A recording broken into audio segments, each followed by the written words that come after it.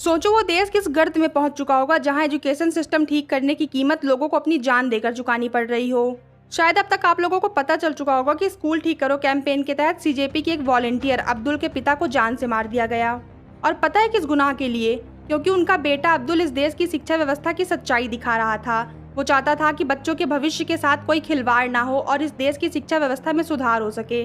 और बस इसी सोच के साथ वो स्कूल ठीक करो कैंपेन के तहत अपने गांव के स्कूल का ऑडिट करने गया था। लेकिन बदले में उसे क्या मिलता है? शाम को उसके घर में कुछ गुंडे आते हैं और उसे पीटने लगते हैं। और जब उसके पिता बचाव के लिए बीच में आते हैं तो उन्हें इतनी बेरहमी से पीटा जाता है कि अब वो इस दुनिया में ही नहीं है। और क्यों? सिर्फ इसलिए कि वो इस देश की शिक्षा व्यवस्था को सुधारना चाहता था। मतलब सोचने वाली बात है कि अब हमारे देश में प्रॉपर एजुकेशन सिस्टम इतना महंगा हो चुका है कि उसमें सुधार करने से ज़्यादा आसान किसी की जान लेना हो गया है। क्योंकि asking for a proper education is a crime in this country now. और जब आवाज़ ही नहीं उठेगी तो फिर सुधार की ज़रूरत ही क्यों पड़ेगी भला? तो दोस्तों, इस पर आप सबकी क्या राय है? कमेंट्स में ज़रूर बताइएगा।